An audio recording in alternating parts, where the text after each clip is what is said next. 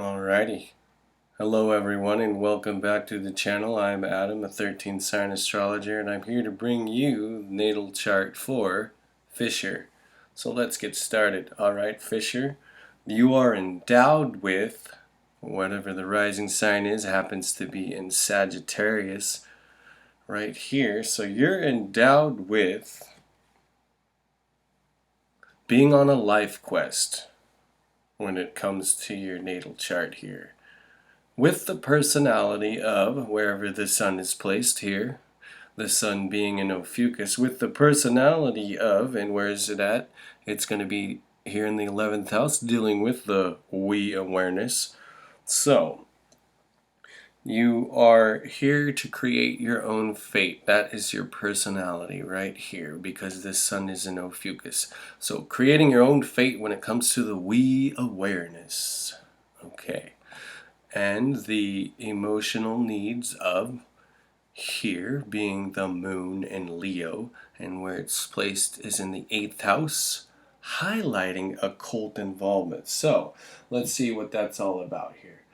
It's a time for creativity, confidence, and the recognition of achievement. So wearing your heart on your sleeve, but also feeling the need to be recognized when it comes to occult involvement. So things that are hidden but you still want to shine, if that makes any sense to you right there. Your emotional needs tied to your self-expression when it comes to occult involvement, right?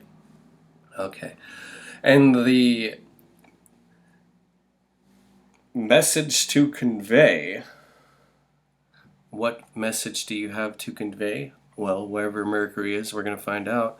Mercury happens to be in Libra, and where it's placed is right here in the direct center of the 10th house. So, with the message to convey, the way you communicate is a way of balance to make things fair and equal for others, and more like a diplomatic way of communicating when it comes to your reputation. Okay, so we moving on here.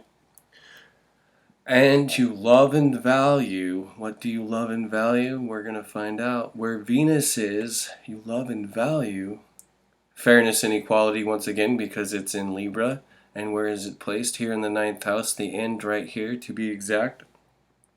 You love and value fairness and equality and diplomacy and friendship when it comes to your superconscious mind, right? You decide to take action by wherever Mars is, and Mars happens to be in Sagittarius. So you decide to take action by seeking the truth of things. You decide to take action, and like it's strong because you can see the arrow. You're going directly towards that, and where it's placed is dealing with the self-sacrifice, which will bring you inner growth. So you feel that there's a strong need to give up something in order to get something in return, and that's kind of like your philosophy. That's your truth in the matter, right? And to bring joy and gladness by wherever Jupiter is. Jupiter happens to be here in Virgo in the 8th house, and you can see it's at the end of the 8th house. So we're going to look into that and see what it highlights. It highlights regeneration. So your Jupiter is beneficial for solitude for you, because you benefit by taking out that little, carving the me time. You need that me time. It's okay for you to be alone and with your own thoughts and your own mind and feelings and all of that. All right? And luck and fortune too. Well, that's where part of fortune is, and it's this little thing here. Looks like a cross with a circle. That's your part of fortune. It's in Virgo, and it happens to also be hanging out in the superconscious mind, but more of an analytical way, a more of an intuitive way, not a diplomatic way in this sense, right? So that's going to bring you luck and fortune, and it would benefit you to go through lessons, and that's where Saturn is, and Saturn is in Virgo, and it's also placed where there's regeneration. So for you, it would bring great healing in a sense, because these are the lessons you need to learn to be drawn to your solitude right? And to have some kind of ritual, set some time out for the day where you're going to have me time, because a ritual actually relaxes you. The fact that Saturn is in Virgo, it's more of a relaxing thing, and it's going to allow you to regenerate. And Saturn return is every 28 and a half years, so maybe you felt that when you turned 28 and a half that it was time to just have time for yourself and figure out things on your own, get into more of a solitary understanding, more of a ritualistic way of taking care of yourself. You know what I mean? Okay, so, and to heal your deep wounds, that's where Chiron is. Chiron is shaped like a key, that's why I call it Chiron. Chiron is in Aries, and it's also retrograde. See, this little sign here is retrograde. So Chiron is being that wounded healer, but going within and finding more out about yourself. In this sense, because it is in the fourth house, it is also dealing with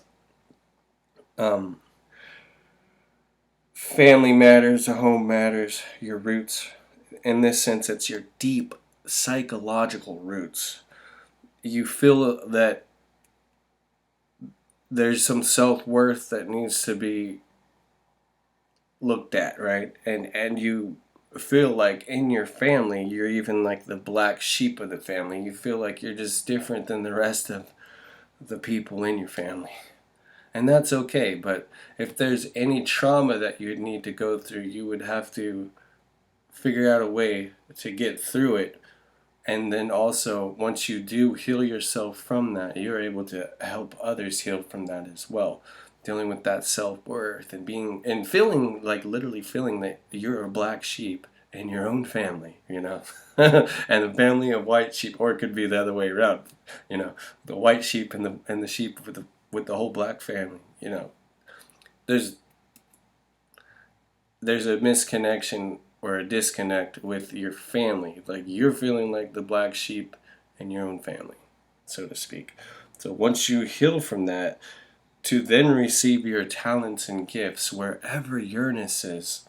Uranus happens to be also in Libra, and where it's being placed is in the 10th house, and is focusing on your duties and responsibilities. So in a sense, you are innovative and very fair, and you just want to stick up for the underdog. You want to make sure that they're being well taken care of too, and you feel it's a strong duty and responsibility.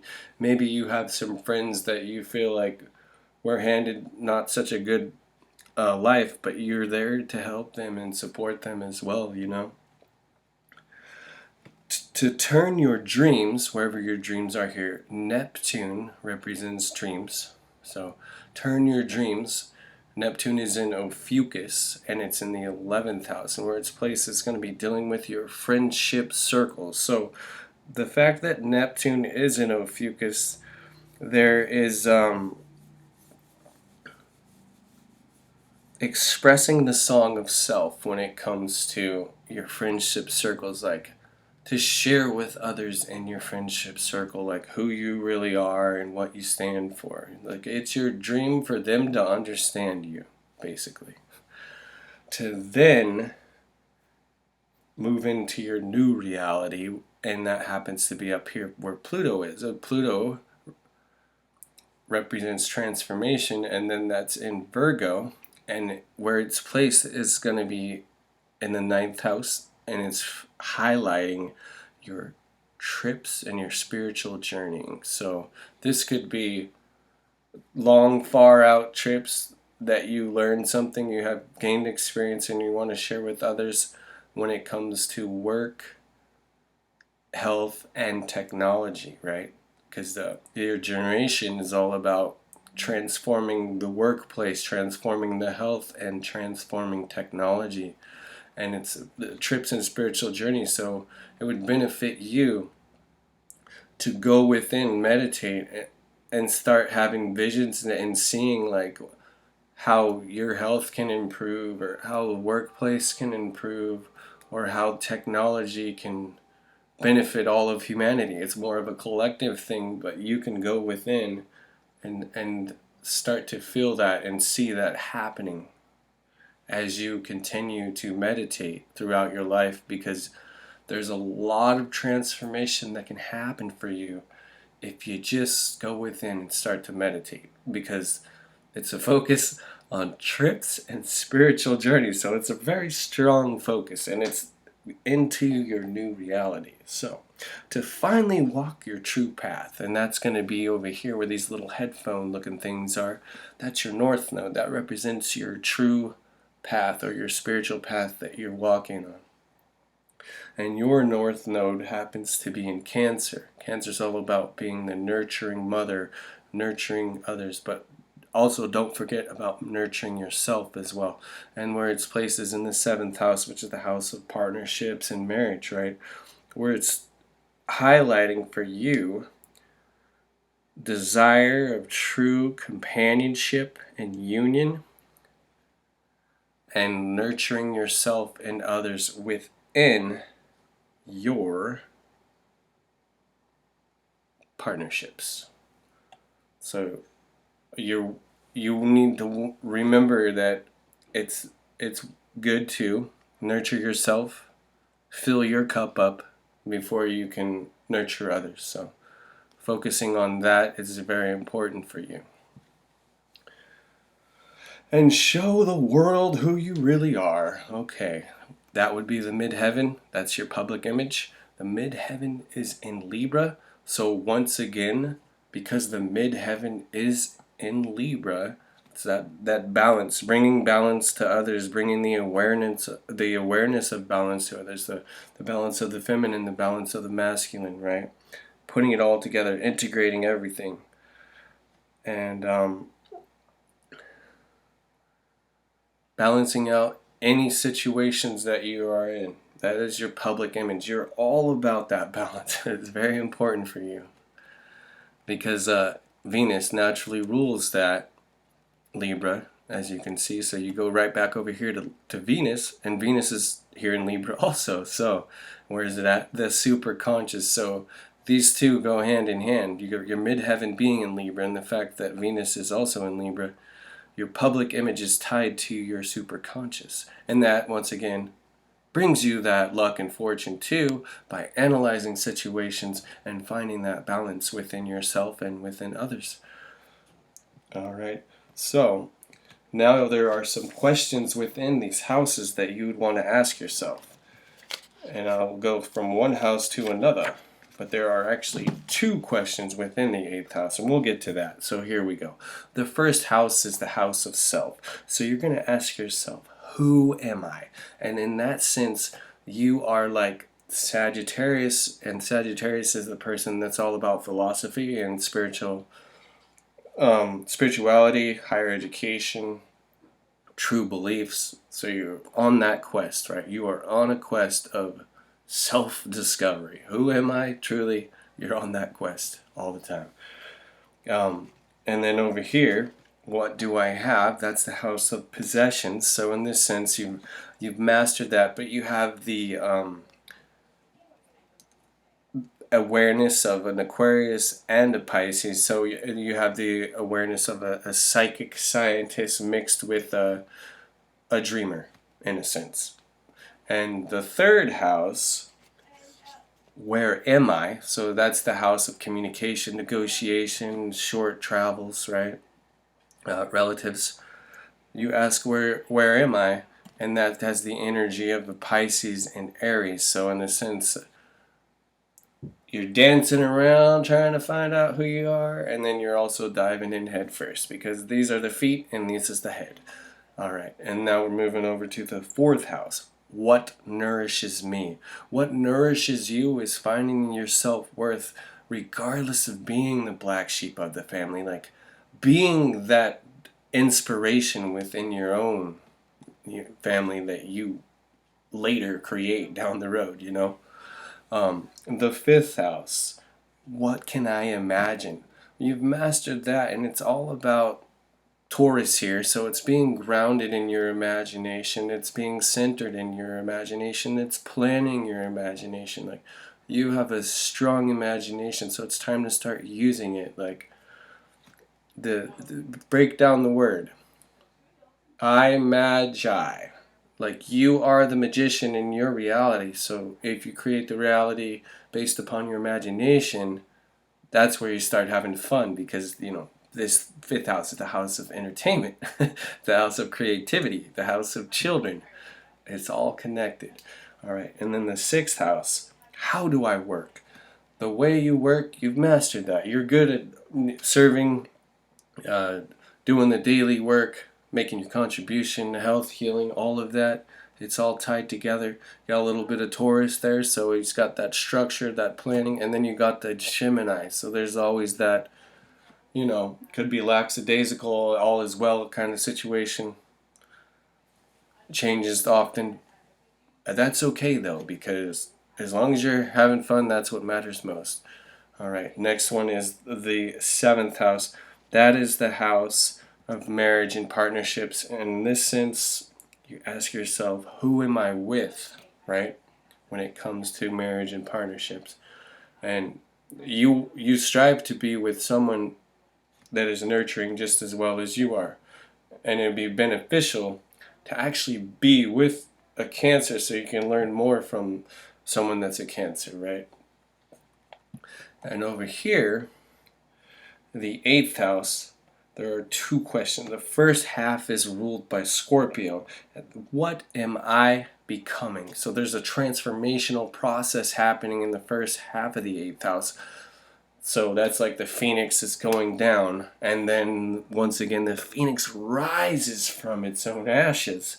That's the second half of the eighth house, ruled by Ophiuchus. How do I heal? How do I regenerate? And that's also the occult involvement. So you actually have mastered the first half on what am I becoming. Like transformation is, the norm for you.